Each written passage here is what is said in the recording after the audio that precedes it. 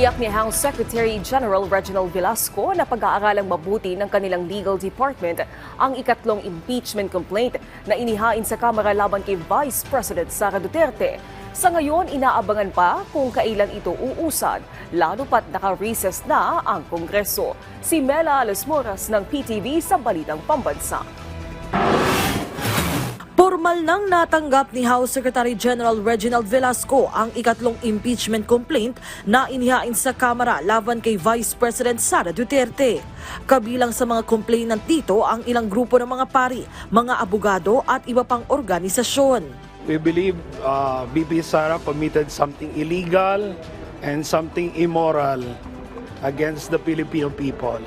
For us, thou shalt not kill, thou shalt not steal, thou shalt not bear false witness. Sa ilalim ng reklamo, pinasaringan ang Vice Presidente ng culpable violation of the Constitution, betrayal of public trust, plunder and malversation, bribery, graft and corruption at iba pang high crimes na siyang nagsilbing grounds ng complaint.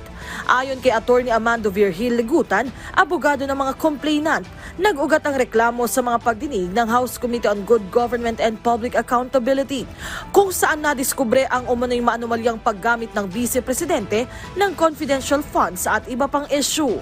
The disbursements were not properly done. The use of fictitious individuals. We have instances of the same individuals receiving money from the publics, but these individuals use different signatures. So the complainants believe that these disbursements were in fact illegal. Kabilang sa mga nag-endorso sa complaint, sina Camarines Sur 3rd District Representative Gabriel Bordado Jr. at Ambis OWA Party List Representative Lex Anthony Colada. Sabi ni Bordado, hindi madali ang kanyang naging desisyon, pero ito naman ay para sa accountability sa gobyerno. Pagtitiyak ni House Secretary Velasco, pag-aaralang mabuti ng kanilang legal department ang bagong complaint tulad ng ginawa nila sa nauna pang dalawang reklamo laban sa Vice Presidente. Pero sa ngayon, dahil nakareses na ang Kongreso, inaabangan pa kung kailan uusad ang mga reklamo. Unang sinampahan ng impeachment si VP Duterte ng civic society organizations nitong December 2. Sinundan niya ng isa pang impeachment complaint nitong December 4 sa pangunguna ng bagong alyansang Makabayan. Mula sa PTV, Mela Las Moras para sa Balitang Pambansa.